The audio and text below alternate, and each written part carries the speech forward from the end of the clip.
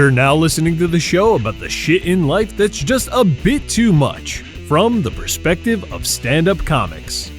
With our hosts, Carmelo Bongiovi and Ken Krantz. This week's topic, Touch of Tism, with our guest, Danny Braff. This is A Bit Too Much.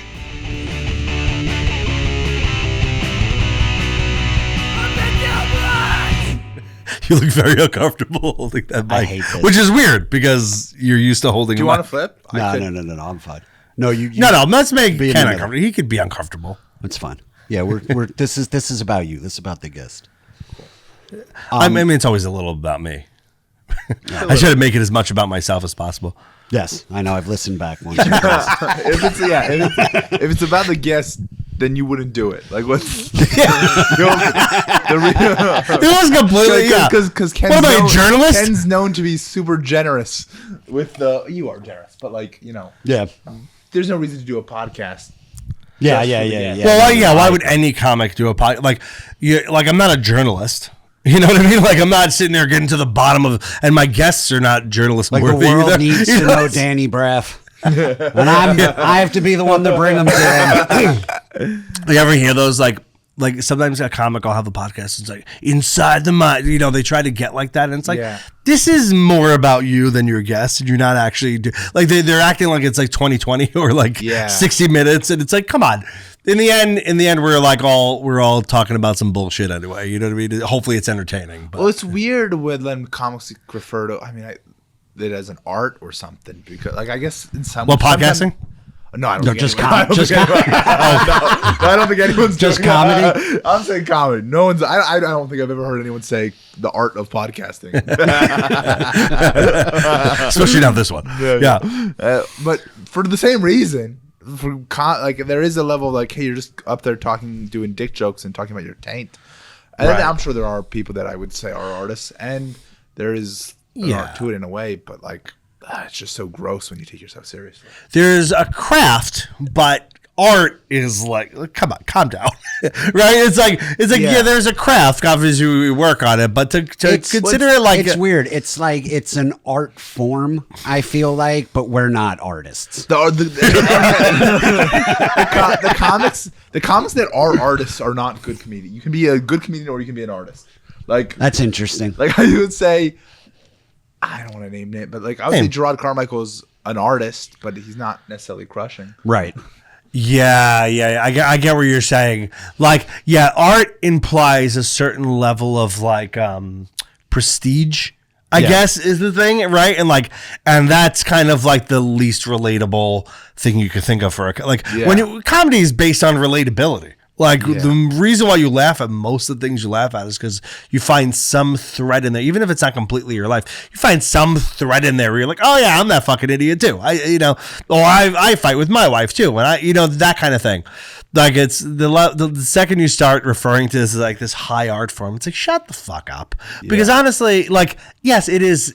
I guess it is, right? It is.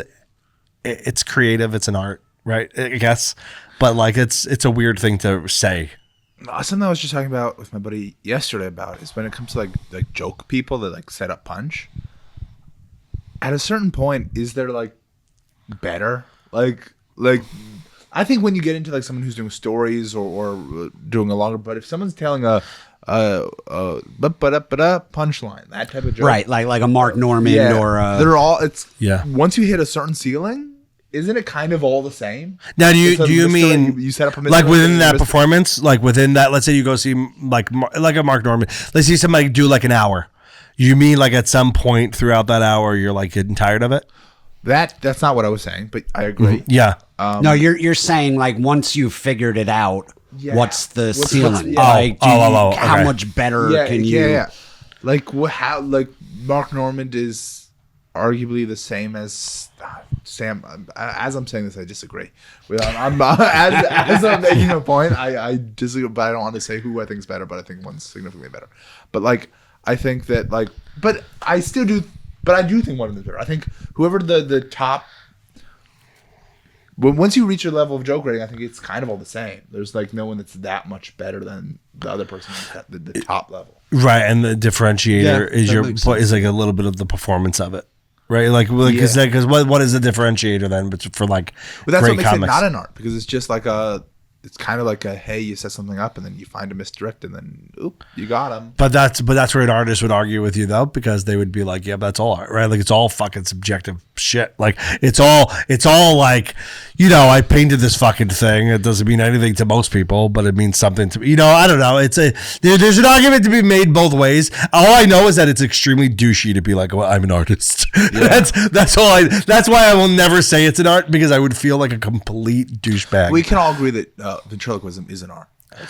Sure. There's some things, prop comedy. Yeah, there's some things that you can't knock, right? Yeah, that are of course. Ventriloquism as the most racist art form known to man. Have you ever people will learn how to talk without moving their mouths just to get out racist jokes, just to say the N-word, just so they can say the N-word and they didn't say it. That is sad. Yeah. I don't know. That's how I used to do magic. Again, I think it's just like whenever I see anyone that's doing ventriloquism or magic, or it's coming from a sad place. I guess comedy too. I mean, comedy's coming from a sad place. I think it's less sad though. I feel like comedy comes from a sadder place than stripping, even. Or like porn. You know probably is difference is that a stripper has they want to retire as soon as possible. Yeah. Yeah. Comics will just go on fucking forever. Comics will never stop shaking their ass for a joke, right? What do old strippers do? What do they Oh, they die. They die horrible deaths usually. Well, I don't know. I guess depends on the level of stripper, or like type of club, right? Like I think of when I say old stripper, I'm talking about like 28. My God, right? What are they gonna do? Yeah, what do you do when you're 28? You're 10 years past your prime, Yeah. Wait, I want to go back to magic though, because I have two questions. I know you're a huge magic fan. No. Well, I kind of actively dislike magic now. Oh, really? Yeah. So when'd you fall out of love? Here's the inside the mind. But I've heard you talk about when it's something your favorite comics. When did you fall out of love with magic? Who's known for magic? Harrison's the reason I do comedy. There's exceptions. There's magicians that when I like magic, I used to do magic, and I was like very into it. And then I fell out of love with it, and kind of built some resentment towards it, because my mindset is what I was saying just about kind of comedy, about how like there's a ceiling and it's all kind of the same. Magic is at times 10, like where it's so much like there's 99.9% of magicians stink, and they're doing all the same things, including me when I was doing it. They're all hacks, and they tell the same shitty jokes with the same props that you can buy at a magic store, and it's just really, really boring as an art form, if you want to call it that, 99.9% of the time. Then there's the 1% of people that I think are exceptional, and when it's someone with someone that's actually good and being original and unique with magic, then I still love it. And I like it more than you would, because I appreciate, because I know the shit that's hacked. You might not know the shit that's hacked because you haven't seen every I'll be honest, nothing enrages me more. I thought you were about to say nothing you just said I listened to. No. Nothing. Welcome to the podcast. That's how it usually goes. That's Ken's. That's Ken's art form. Is ignoring everyone. Being a complete asshole is his art form. Nothing enrages me more than seeing a magician do comedy for grown-ups. I do magic for grown-ups. Yeah. It's like, I feel like that's an art form that should be restricted to 10-year-olds. Yeah. But so that's you haven't seen the good people, because there's like Harrison's Magic Act is very funny and very good. Then there's Harrison's genuinely funny too. It's hysterical. When there's like people that are actually good, and when I say there's like in my opinion, there's 5 or 6 people in the country, like very, very, very few, and they're not the famous people. Like, but when you are actually great, there's a show on Hulu. It was a one-man show called In and of Itself. It's a show about identity. It was a one-man show, and it's the guy's, in my opinion, the best magician in the world. And not just my opinion. Most people would agree. most magicians would agree. But the show's not a magic show. There's like 6 tricks in an hour, and it's storytelling, and it's really interesting, and you'll cry. It's unbelievably good, and it's not about the magic, but the magic in it is incredible, and it's only for adults. If there was a kid in the audience, they wouldn't get it or appreciate it. Yeah, well, most magic tricks that most people are exposed to Yeah, are or those recycled kid parlor trick things, you know, like the pulling something out of something thing. You know what I mean? Most of it is just like sleight of hand. Silly stuff, right? When someone, like 90% of the time, if someone goes, "Is this your card?" I want to go, "Yes, but who cares?" Yeah, you want to ruin a yeah, but is there anything life. worse though than a magician who take like someone who just does those kind of things and they take themselves so fucking seriously? It's annoying even when a comic takes themselves so seriously. But you can argue there is a real craft there. If someone's just doing, like, imagine if you were a comic only stealing other people's material and you took yourself that seriously. It's kind of infuriating, right? And what's also very weird in the magic world is that it's not really considered stealing, but it is. It's not considered stealing. Everyone's fucking doing the same shit, but it's not. You can go to a magic store, a shop, and buy a magic trick that some magician created or didn't even create. They're taking another trick and then changing it a tad and now calling it. Yeah. And then they're selling it, and you buy it, and then you do it. But now everyone's doing the same shit. And then when you buy it, it comes with a piece of paper of what to say. I was gonna say, and so 90% of the people doing gives it. you a script, and they just most of the people I are didn't reading know the that. script. Like, it's fucking nuts. I never thought of that. It's That you could very just weird. buy the magic trick. I never thought that. I always thought like you figure out how to do it and then you aggregate all the props for it. You can go to a store and buy the trick in a box. It's cringy. It's really. Cringy I didn't know and that. Gross. I didn't. You know what I mean? Like I didn't know you can just like. And then This is the most thought I've ever given to magic. and then where? Yeah. And then, Well, sure. Because have you met most magicians? They're then- like these. Honestly, some of them, especially the ones that do like kids parties, you're But like, it's- oh, I don't but want to it- know that person personally. it's kind of stealing, but it's not because the person who created it is. It's like if someone wrote a joke and instead of selling it, like, there are people that write for other comics, which is also kind of weird, but whatever. It's Yeah. But if that person, instead of just selling this joke to, let's say, Chris Rock, they're selling to Chris Rock. Yeah. And this person, and then putting in a book for anyone who wants to say it. Yeah. Also, isn't it though that some of these tricks are so old that we don't even know who? Like it's like public domain songs at this No, point. people know who. Do you know what I mean? People know who created them. Oh, really? Most of, I think almost all. Yeah. I think of it like kids' songs that are public domain, like Twinkle Twinkle Little Star. Like who the fuck wrote Twinkle Twinkle Little Star, right? But it's so old that everyone knows how to do it. But that's then what I thought was the case with there's all. also people that would you'll take an old trick that's been around for 45,000 years and change something so minute or so small, and then call it your own thing and re-release it. Yeah. Now you're making the money from it, but it's the same trick. You just Right. It's like when a comic steals your joke, but changes up the word. Yeah, changes a little tag on the end, or changes the person in the joke, and it's like it's all the beats of my joke. Yeah. So my other question is, like, you're autistic. Yeah. Like you love it, right? Wait, is that a question? No, that's not a question. My question is, does Wait, did you say you love it? You love it? Yeah, you yeah, love yeah, being yeah. autistic, right? He does. I'm convinced. Like, does your autistic mind, like, I don't know how it works. Like, can you look at a trick and figure out what they're doing? I feel like. Are you saying there's the math behind it? Yeah. Like he's figuring it out. Like, I don't know if you're like a beautiful mind, because to me it seems like you have the good like you have good autism. Yeah. Good autism. What's bad autism? Well, I'm watching. If you listen, looked up if you Googled like what to say to someone when they have anything, the first thing they'd say not to say is like, you have the good version of this, right? yeah. No, listen. I've been watching Love on the Spectrum, so I'm like an expert now. Yeah. But I only feel in like, dating, only in autistic dating. I feel like you've got like I figured out the algorithm. Like, hey, I'm like laser focused when it comes to comedy. Yeah. Yeah, With that stuff, yes, there's that. So I feel like that's good, but I can't look you in the eyes. you can't, and you don't drive. Can't drive. Like that. I don't think that's autism though. What is that? Anxiety. I just have really, really bad anxiety, and I'll throw up if I try to drive. Yeah. I'm so curious That's about like my that mother-in-law. because My wife's mom, the idea of driving always scared the shit out of her so much. I mean, who knows? Maybe she's also. But I also think a lot of that's not social anxiety, but I have a lot of social anxiety that I think comes from. There's a level of like I've had so many bad and uncomfortable and weird social interactions in my life because I don't know how to read a signal, write it, or whatever. Yeah. Well, So then- it's hard to see. You're a whole person with all these factors. It's hard to go like this is because of this and this is not because of this. So then, No, that's because- why you need me in your life. I think I can Oh, you can figure. figure I it think out? I can Okay. tell you that's Column the A, column autism. B. That's something so then, else. because of you were just wrong 5 seconds ago. I don't think so. I think your autism might be telling you I'm wrong. So then, because of like those weird, uncomfortable situations, because of the autism, that now I'm like have anxiety about even talking to someone in general because I'm scared of the past. What's like? Give us an example. Like what's one of the worst?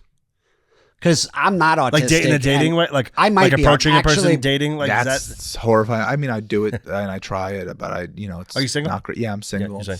Yeah. It's hard.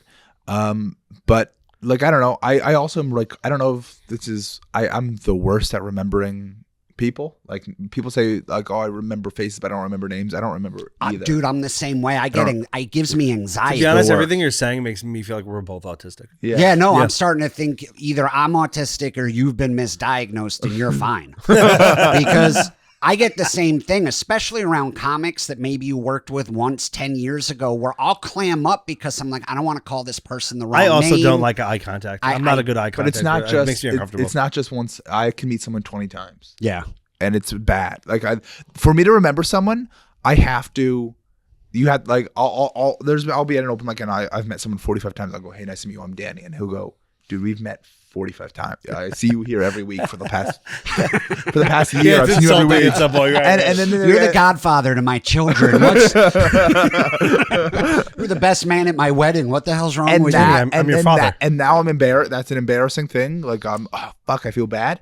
And now I'll remember you. Because I'll remember you once you embarrass me. Yeah, okay. You'll remember the traumatic moment where you were embarrassed, even though he was the one who was insulted. Yeah. Right. Yeah. But now it's like planted Yeah. itself because like, oh, I don't want to have that uncomfortable interaction again. Yes. Right. Yes. Like, yeah. I get what you're saying. Yeah. I had a business. There was this was really bad when I was during COVID. I was producing like a fuck ton of shows. And there was a venue that I'd met this guy. I had done like 2 or 3 shows there, and I had met the owner and I'd worked with him and whatever. And he wants to have some meeting and calls me into the restaurant to have a meeting. And I'm talking to I see the guy. I didn't even remember everyone who worked at this restaurant was kind of like, dude. They looked to me. They were all like frat bros that are now 40. And so everyone so I was talking to this guy, and we have the meeting. The guy's name was, let's just say his name was Steve. It wasn't Steve, but I'm whatever. Yeah. And it's like, I can't remember what his name is. I don't. But the guy, this one I met him multiple times, and then we have the entire meeting, and then we're there, and then I go, okay, I'm just gonna wait for Steve to get here. He goes, what? He goes, I'm Steve. I had just had the meeting. No. I had just had the meeting with the guy. I thought I was just chatting with an employee. Well, that's also how this podcast goes. A lot of times, people are like, "When are we starting?" Yeah. I'm like, "Oh yeah, we've already recorded an hour." Yeah, we had the meeting. I thought I was just waiting for the guy to get here, and I was being friendly with someone else until it. Well, that's got to be funny. Embarrassing and relieving, though, because at least you're like, oh, well, that's embarrassing, but at least the meeting's over. Like, I don't have to do this a second time. Meeting I've been dreading. It happened to be on April 1st was when this meeting was, and I remember because it was really bad. It was really bad, and I called Franco afterwards, and I was like, this is bad. I just had a whole meeting, didn't realize. I think it was you should have gone April Fool's. Yeah, you should have just done April Fool's at the end. I didn't think kidding. Yeah, I'm pretty bad. It's why one of the reasons why I hate emceeing is because I'm like I forget everyone's shit. I forget, you know what I mean? Like, do you host? I'll forget names. Do you host a lot? Whenever like I'm on a show and there's a feature that I know, and like I was like, thank God, because I'll do this shit where I'll forget names so bad. I'll write it down and I'll like have it in my hand. I'll hold the microphone and I'll have a piece of paper with the name on it. So then right before my last joke, I'll look and then whatever.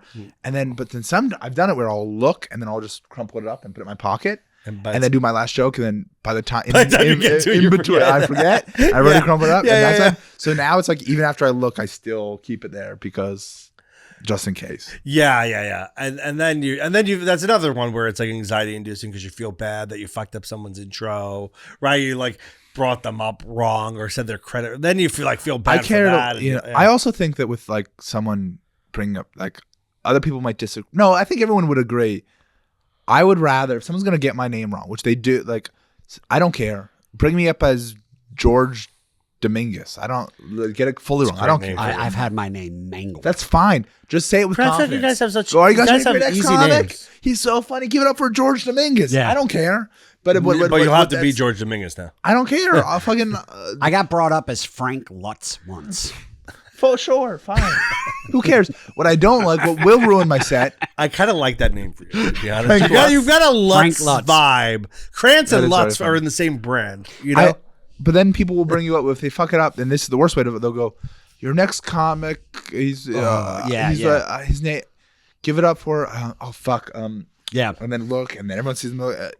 Because that's Danny like Braff. telling the crowd he don't even know who you are, right? And then now you're walking up to no applause. They're confused. It's like I go, get my name wrong and say it with confidence. I don't care. Yeah. I had someone. Yeah, because we're all just whores anyway. It's like I'll be anybody you want, you know. I had someone bring me up recently, and I was going to use I was like, I don't, because I hate. It's like, oh, how do you want me to bring you up? What's your credit? And I'm like, I don't fucking know. Just say the podcast name, right? And he was like, this guy, and then he forgot, and he was like, this guy has. That's our engineer snoring. Yeah, I just noticed that. He's sleeping. Maybe let's keep it down for him. Hold on. I feel bad that we're here now. I said something before, and I heard, and I thought it was a laugh. No, he laughed earlier. Yeah, it was a laugh earlier. Somewhere in between. At one point, there was some point in the magic talk we lost him. How you know? It's hard to podcasting because you don't always know when you're bombing on like stand up. But one way to know is when your engineer you can falls always be asleep. like, hey, I think this episode's going pretty well. And then you hear your engineer and you're like, oh, maybe it's not. Like, I don't know. I feel like Danny's a good guest. We've been laughing a lot. That's funny. What are you talking about? We're talking about you snoring back there. I'm not snoring. It took you way too long to notice that we were talking about. You fell asleep for a second. I think there was a second there. Was I mouth breathing? I'm sorry. No, it wasn't a mouth breathe. It was a snore. It was a snore. It was a snore. Look, no, but let me tell you something. What you're doing right now, I do the same thing to my wife when I watch a stupid movie. You will that never admit that you've been asleep for some My wife reason. will put on a movie that I don't want to watch, right? And I will fall asleep during. I'm also tired. I have a little kid. I'm fucking tired all the time, and I will fall asleep. I would give it a good 40 minutes into the movie where I just can't do it anymore because it's like a bad fucking rom-com. And she's like, "You're sleeping," and I'm like, "No, I'm not." Yeah, I'll never admit it. My mom does that. That's a weird thing where like it's like a lie that everyone does. They just right? Isn't that weird? Because it's like you heard me snore. But do you know? But there's also one. So I don't do it, but my mom does it a lot. Where and I'll go, "You fell asleep," and she goes, "No, I didn't." I go, "Does she know she's lying? Like, do you know you were asleep?" Sometimes if you doze off for half a second, you actually might think you didn't. Yeah, you know what I mean? Like your brain didn't if you fall asleep for a good 10 minutes, you'll know. Yeah. But if you like kind of do like one of those where like your eyes are rolling back as you let out the like that kind of thing, you might not know. And I think that's what just happened to Kahuna. He fell asleep for a half a second. It's okay. I know that this isn't that riveting. I get it. You can fall. You know what? Like, I think it was the magic. The magic did it. I had a conversation with the magician. I think I might have told this story on here before. I had a conversation with the magician once, and I think he was a pretty hacky magician, right? And afterwards, you need to give a name. As opposed to all those super I don't remember his last name. So he was dating someone that my wife is friends with. Wow. Right? He had a girlfriend. That's pretty impressive. That was his best trick. Watch me pull some pussy out of his hat. Gets girlfriend. Yeah. And he was like, wait, he was dating your like my one of my wife's friends. Okay. And we're out at a bar with him, and he kept on like talking about what he did in the same vein. If I was hitting on a girl, and then it didn't work out, and I found out that she was dating a magician. Yeah. After she was like, she turned me down. Kill yourself, right? Yeah, I would just immediately. Yeah, I would kill myself. You would date. You'd have to hit him up, learn how to tie a noose. Right, like, and then you try and go, oh, it didn't work again. Yeah, could you give me a slipped out again? Can you give me a sleight of hand job? Nooses. Because here's the thing. Like he was like kept on going like, well, you know how it is like when we're on stage, like talking about what we do is in the same vein. And I'm like, and I didn't really know the guy that well. I wasn't, I didn't want to like insult him and be like, no, what you do is not real.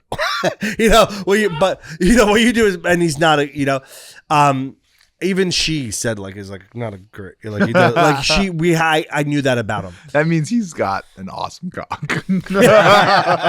Right. Like, and then it turns out the guy was like also kind of an asshole and like they broke up and stuff. But it's like, how many bad factors, like how horrible is this human and how great has or maybe he has money. Maybe he had money. I don't know. No, he didn't. Like family money. Not as a magician, but like he could have money or he could have, who knows? It could also be one of those things where he was like an accountant and he just didn't tell anyone because he thought magician was cooler. I can't imagine that. I can't imagine that's the. How bad would your job have to be where you were like, I better lie and tell them I'm a magician? No, I think he was a magician, but I'm saying he might have also had a full-time lying. I thought he was lying to get the girl. You say you're a magician, they go, tell me, do a trick, and you go, I'm also a part-time bus driver, so. Were you doing stand-up and magic at the same time? No, so I started doing magic. I was living in Florida, and it's a great place to start. Doing magic? No. I started doing magic as a kid when I was. Oh, okay, got it. But then I was living in Florida, and I would go to comedy open mics to work on magic tricks. And Harrison. Okay, got it. And Harrison was always my favorite. Harrison does magic, but he's also a comic, and he was like my very funny, very funny. Yeah. And I used to go to a magic camp as a kid, and he was like my counselor. Well, hold up. Wait, what? I went to a magic camp. You just said that with so much confidence. You know. Hey, dude. Just because don't be jealous. Just because you weren't a kid wizard. I just went to regular Jew sleepaway camp. Yeah. Oh, let me clarify. This one was gay Jew sleepaway camp.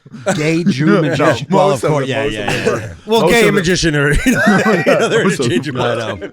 Most of them were gay and Jews, but there was it was more of a magic school than a camp. Like it was like you're Harry Potter. Yeah, there's no swimming, there's no basketball, there's no activities. It's like no fun. No, it was fun for real. If you're into magic, if you like it, it's the best. Like David Blaine used to be a counselor there, and Michael Carbonaro but a lot of the top magicians would go there and whatever. Okay, got it. But so Harrison was my cat, and he was always the best and would help me out. And like, I don't know, he kind of convinced me to try stand up for the first time, and I would like go to these comedy open mics, and then I'd stop doing magic and then start trying to do stand up. And you're like, but there was an interim period where I was like trying to do stand up, but I was very, very bad at it. Yeah. And then, but I was do magic, and I was fine at it to good at. I mean, I don't think I was actually good, but like I was good enough to get gigs and you can get by. I could get by, and I was doing corporate work, and I was making money doing magic, and I was losing a lot of money doing comedy. Yeah. So yeah. Right. But you made it. But at some point, you were like, "I'm better at comedy." Is that what you're saying? Yeah. Like at some point, yes, you were for like, sure. Yeah, and I didn't like doing magic. There reached a point where I stopped liking it. I like how it's the way you talk about magic is like it was forced upon you, like it was this lineage of your like my dad's a doctor and I had to become a doctor. Did you become like anyone else? No, in I your liked family? no, I liked it as a kid. I think I got into it when I was like a lot of kids when they're 7. My grandpa got me a magic kit.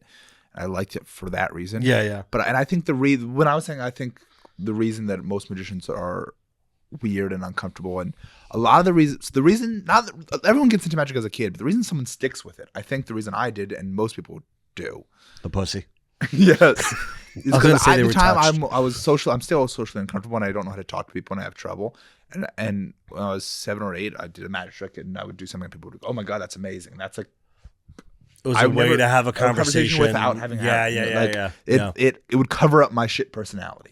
So I wouldn't have to be able to hold a conversation because I could show you a magic trick. Which is cute for an 8-year-old, not for like a 30-year-old. When you're 7 and 8, it was great. Because if you're getting bullied in school or whatever, like it's like, I don't know, it's like something that helps a tad and it's great for an 8-year-old. The problem is a lot of magicians, including myself, never stop, and then they become a 17-year-old or a 16-year-old, and then now there's 35-year-olds that don't know how to hold a conversation but do know how to do a card trick, and they think that that's the same.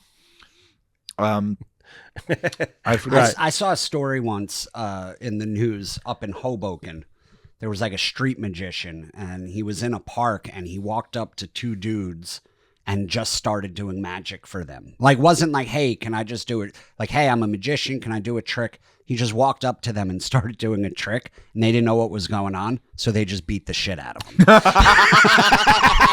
They pummeled the dude into the hospital, response. And I remember reading that, and I was like, why don't most magic stories end like this?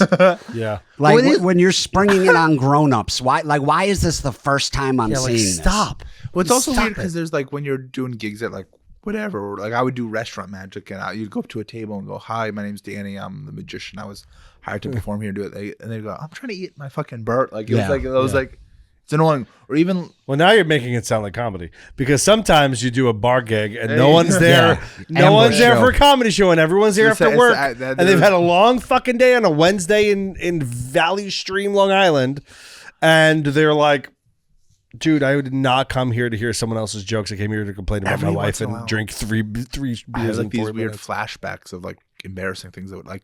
At the time, I didn't realize how cringy it was, but like now, like I was doing magic at Applebee's for some table, and I did some trick, and it was a fine trick. And then I think I don't know if they did a reaction. I think no, they did. They were like, oh, that's good, or whatever. And I gave myself like a little congratulatory. Like I go, thank you very much. Like I said, thank you very much, but they didn't.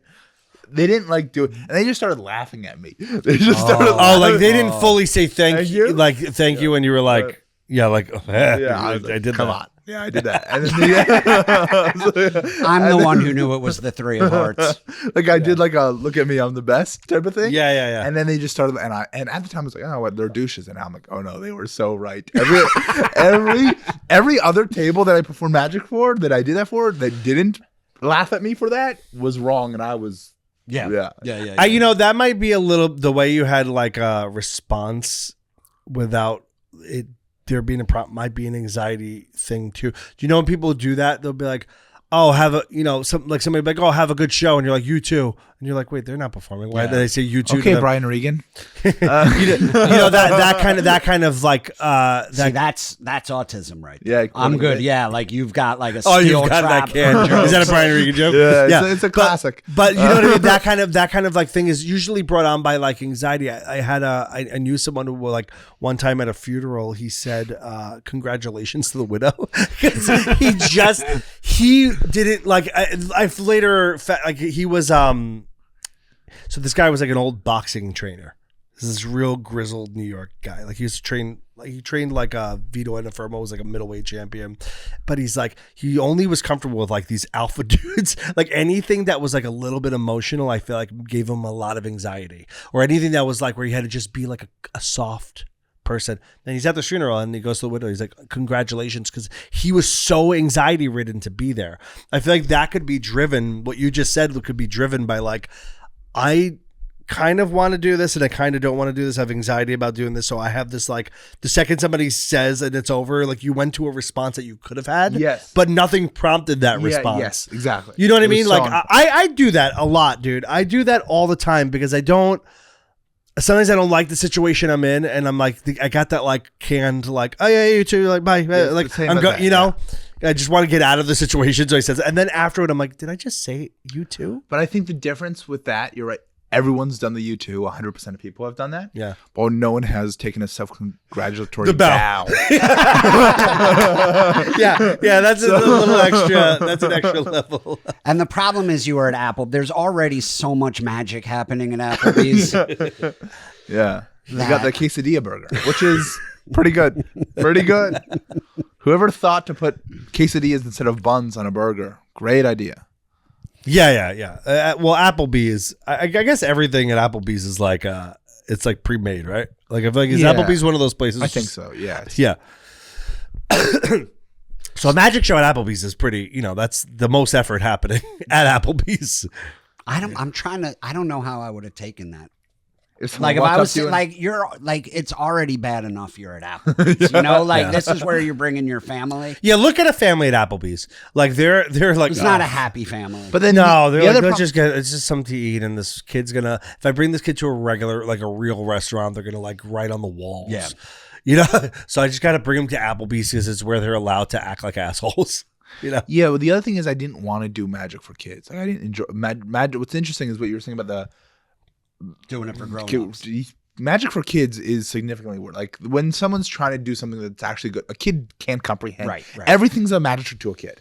If you like, you know, they don't understand like anything. You take their nose and they're like, wow. Whoa. So now doing an actual good trick, there's no. It's like they don't know what cards are. They don't know so it's like I didn't want to do magic for kids, but you know, adults think that magic stinks, so it's a real problem. Right, who's your audience? It was like, if you're like, I don't want to do this for kids because that's like corny, but there's no audience for You like, got to adult do it men. for adults who like magic, but I feel like the only adults who like magic are magicians. Yeah, so it's basically a comedy open mic. Yeah. It's basically just performing for others. Yeah. But dude, you're all over the place now. So stand up, right? Like Yeah, you're doing a ton of shows. Yeah, You've been opening for a lot of The people. past Right? few months have been awesome. Yeah, that's great, man. So I'm curious. So you don't drive, but you're always on the road. So Yeah. how do you get around? Like, how does it? I just have to leave. Where I'll take buses and trains and you know, Ubers and all. Yeah. I'll go somewhere and be like, I'll get my. I'll just hope that someone can get me somewhere closer. On the way back. Do you fly? Or you I'll fly. Yeah, Okay, I'll fly. You know? So that could be a real hindrance. Yeah. But I'll, you know, I figured out a lot of times because of that I don't make as much money at like if it's a gig that pays whatever, then I'm sometimes, even if it's a gig that most people would make money on, I'm breaking even. Yeah. Because of all your You gotta travel pay for all expenses. the Yeah. travel. Yeah. Yeah. Well, I mean, But I do it because I like it, love it, so I'm kind of okay You with do. it. You do. You love it more than most people I know. Yeah. Like, and I remember driving you to a show once, and like we were going up to Pennsylvania we were opening Soul for- Rolls with Jess. Not Soul Rolls, Jessica. not Soul Rolls. It was the Emmaus. Yes, Emmaus That Theater. place rules. Yes, love that theater. But we were driving there, and you just talk comedy the entire time. And I remember you saying like, "Hey, what's your 5-year plan?" I said in that? comedy. You Ugh. asked me my 5-year plan. I don't think I did. I don't believe that. No, because I remember my answer. No. Ken's like, I don't know, be alive. You said no. You were like, what's your goal for comedy in the next 5 years? And I was like, to not be driving you to shows. That's funny. That's funny. But that was as far as I was like, oh, that'd be pretty good. But you have been laser focused and fucking killing it lately. Yeah, but you were also kidding. That's Yeah, what no, you no, were- I was kidding. No, we are friends, so I was. No, Like, no, obviously- I was saying, but I was like, that wasn't your actual 5-year. No, this was my 5-year plan, was to be here with Carmelo. Yeah. New Ritu, as I call it. Yeah, you did when we met at Shucks Factory during Ken's taping, and you called me Nuritu, which I cannot tell you enough how insulting, because I don't know Ritu that well. The one conversation I had with her, she just berated me the whole time. And Ken, and berated me about Ken. She berated me like on a personal level. Then she berated me about Ken. She's like, "You're not mean enough to Ken." And I'm like, "What is that? Your bar?" She's like, "You gotta be like yelling at him," and like she wanted me to be. Yeah, I don't have enough. I don't have enough shit that's been thrown my way these last few years. She's like, why can't you just be meaner? She'll be like, I don't think your podcast is funny. I don't know why you're doing it. I think me and you should do a podcast about pickleball. And I'm like, Wait, what? Yeah.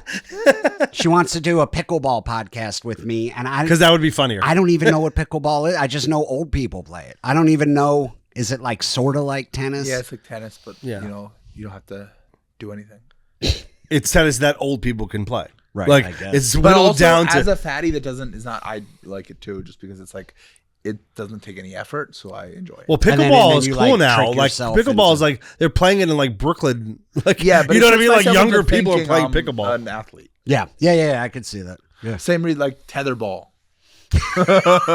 Tetherball. Dude, I could. I could stand there and do this. Like, it's not a sport if you could have a phone in Can I one tell hand you? while you do Yeah, it. I've gotten winded playing air hockey. Right. Yeah. Air hockey is to real hockey what pickleball is to tennis. You know? But air hockey's so fun. Air hockey is. I do play a lot of it with my kid. Yeah. My kids. But the problem with playing with your kid, no offense to your kid, is you're either gonna destroy her or you're not trying. Yeah. So it's not fun for you. Right. Yeah. That's how it is with me Well, playing air hockey with my daughter. Play air 'Cause hockey she's- with me where you can actually try. We'll Yeah. have fun. Oh, yeah. Like, I can't wipe the floor with this kid, you know? And she thinks she'll be like, Daddy, I beat you again. And I'm like, yeah, do you notice every time I score, I put my thing down and I do a little dance where I spin around so you can knock it right back into my goal? She's going to look back on this one day. That's right. I fucking let you win. you haven't been. You suck at air hockey. When I was in It's not even insulting, by the way. It's like, even when she's older, she'll be like, oh, all right. when I was in Austin, I don't know. I was in Austin and I was at some bar and there was some girl I was talking to, and there were like games or whatever. And we wanted to play the basketball, whatever which I'm not great at that, but I'm not like embarrassed being bad at it. Like I go, who cares if I cheat from listening to? Who cares? But then they were being used and they had one of those punching machines. And she was like, let's do this in the meantime. I'm like, oh, no, that's embarrassing. If you can't, I can't. It tells you how weak you are. Right. I was like, I'm trying to hit on this lady. And she wants me to show. Automatic shutdown if it's a low score. Yeah, it's like really. You're not going to get laid. But I didn't want. Yes, exactly. But that's become like a viral thing too. People put videos up on the punch of the things. And I know I'm bad at it. But I'm like, we went into the game area for basketball, but now she's making me do that. I'm like, yeah. And it's not necessarily a measure of real strength, but it's a measure of how you could punch. But if you are like, you go give it a big old retard punch, and it's like, you know what I mean? And you fucking miss it. It's also like hitting the center, getting like, so it's like, she goes, I'll do it if you do it. I go, I really didn't want to do it, but I was like, I had no other option. Yeah. So in that moment, and you miss, and you kind of miss it a little bit. So I did it. It was pretty bad. It was bad. But then she goes, and she did it worse, but it doesn't matter. Like, she's supposed to be worse. Yeah. It's a lose-lose situation. I did one. But then I go again. She goes, go again. And I go again. And the second time by God's grace, I nailed it. You got it. I got it's it. all about, you got to hit it in the right place. I think that was your autism. You think so? Yeah, because I think you mathematically figured out the point of contact. Like you John mashed it, like you beautiful minded it, and you were like, okay, if it's like figuring out how to blow up the Death Star. Yeah, right. Like if I hit it right here, you got to hit it the exact. But that's what that thing is. You have to hit it like right in the center, and if you're off, even if you swing with all your fucking might, I think it's going. Because if she beats you, you're going home alone, right? Yeah, like you're not leaving that arcade with your date. Yeah, no. Yeah, it was really bad. Well, what also happened? That's like an automatic. Like, oh, he's not worth. What happened was it was weird because it was like, so we were having a good time, really good time, and then I went to I go, do you want another drink? She goes, yeah, I go to get another drink. This was the bar upstairs where it was after Kyotoni was over, but all the comics that were there's 14,000 comics in this bar. Yeah. So I go to get her another drink, and everything like, I mean, at this point we've been talking for 30 minutes, and I go get another drink, and I go back with her drink, and there's just another comic talking to her, and just she's not looking at me, and I'm just holding 2 tequilas. Oh, so it was like, no. Did you give it to him, or you were like, here, you might? Yeah, you might get thirsty talking to him. Seems like you want her.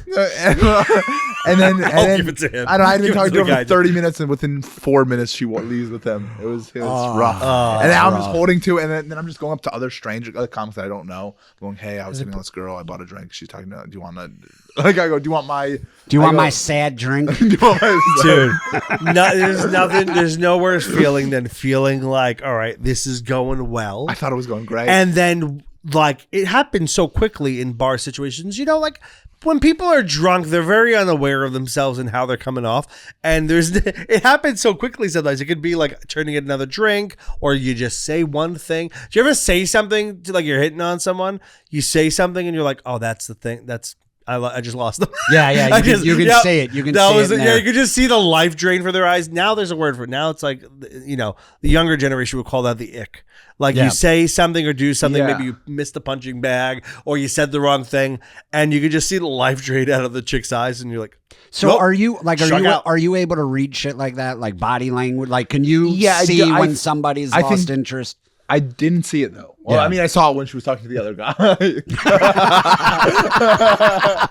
All right, that wasn't your autism. He read his body language. It was like, yeah, he's getting late tonight. I think in that situation, I think so. But I don't know. Maybe I'm wrong sometimes. Because I see with dudes all the time. My wife and I, like, one of our favorite things to do is, like, we'll be at a bar and you're watching a dude hit on a chick, just so oblivious to the fact, like we're looking at her body language. You're from seeing her across the withdraw. bar. Yeah, and we're like, and him not why getting does this dude not see how uninterested she is? Right. Which is always a hard thing. Like, in that moment, you're at a bar, you're both drinking, right? So you're both not completely aware even of yourself, never mind someone else's body language. I also think starting uninterested is different than lose. Like, if someone's, I don't know. When you first walk up to someone and go, hey, they might not seem interested immediately. Like, but then you keep talking, that you could flip someone to be in. Yeah. But once you lose interest, it's hard. It's tough. It's tough. I remember once a buddy of mine from high school came out to a show, and he's like a fairly like cocky, arrogant dude. And one of the comics had like a friend who was a stripper. She was like beautiful girl, and he was hitting on her incessantly and like throwing all these double entendres, and she was just you could tell like she wouldn't make eye contact, she kept looking at her phone. And I was like, and this dude's really smart, and I kept wondering like, when is he gonna realize what's happening? Like she's not even. And then he's talking to her, and the NHL playoffs were on. So she's staring up at the TV, watching the playoffs. And I remember him turning to her, and he's like, you a big hockey fan? And she was like, no. Anything else to look at. I was just thinking when you said that. And then I saw the wheels turn, and then he was like, okay, I'm done here. I have the I'm just trying to get my eyes on anything but you. Yeah. That's so funny. Yeah, I mean, I had a similar, not as kind of different, but I was at the old Creek in the Cave back when I was in Queens. There was an open mic, and Jim Gaffigan happened to be at the bar. I was newer. I was a couple years into comedy. He was sitting at the bar downstairs at Creek, and I wanted to talk to him, but I didn't want to be like, hey, I'm a comic, like who fucking everyone, whatever. But I just, for whatever reason, in my mind, I'm like, I want to talk to Jim Gaffigan. So I walked up, and he's watching some football game, and I'm not a sports guy at all. Like, I don't follow sport, but he's watching the game. But I want to talk to him about something other than saying I'm a comic. So I go, oh, who's winning? And then, like, I'm trying to pretend that I don't know who he is. Which is a cool move if you're picking up a chick, by the way. Yeah. Like, yeah. Not so much to network with a comic. No, I don't even think I was trying to network. I just wanted to. You just wanted to have a conversation with him. I just wanted to talk to him. I get it. But also, what was the move? Like, eventually, I'd have to say I'm a comic, and then he'd be like, well, then you know who I am. Yeah. What was the end game? Yeah. But so I go, oh, who's winning? And then he goes, oh, which game? And then I go, this one? And then he goes, this one with the score clearly printed on the bottom. Which every game has. And then he every goes, game displays the score. He's like, do you want a picture or something? He's like, he immediately. Oh, he figured it out. He probably saw you within you know, like seconds. you've like been working out within 12 seconds. Less than that. Within 8 seconds, he cracked what I did. Oh, that's so funny.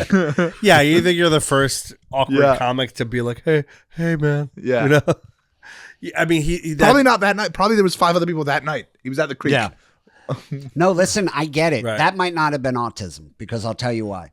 Because that happened to me. The way that you keep on trying to rank his behavior under what is autistic and what's listen. I've been watching this show. I feel like I know a lot. Yeah. Because I remember. Such an idiot. Well, on the show, I told you this earlier. With that show, it's funny. Anytime there's a new season casting, they like advertise casting. I get 45 people DMing me. Yeah. The casting So call. I just started watching, so I'm on season 1. Yeah. And I'm thinking about you watching it, but I'm like, I don't think you're autistic enough. Yeah. Like, here's my theory. I think you've got a smidge. A smidge, a touch, Yeah. a touch of the tism. Yeah, please, let's hear your theory. Yes. We're all waiting for Ken's theory Yes. on. A touch of the tism is good. No, That's you should name the episode "Touch of the Touch of Tism." the It's a spectrum, right? Like, that's what they say. So I feel like They. Yeah, it is. with the experts. Yeah, right. Yeah. The experts who put together dating on the spectrum. Right. The only ones that matter. Yeah. But I think you're too high functioning. Yeah, for the show. Yeah, for the show. I don't think you'd be good. I think you would have to like lay it on a little thicker. I'm not gonna say what I was gonna say, but you know what I'm You gotta play up your autism. It's like if you stump your toe and then you really want to act like you're limping, to milk it a little bit. You gotta really play up. Yeah, the like a autism. kid crying.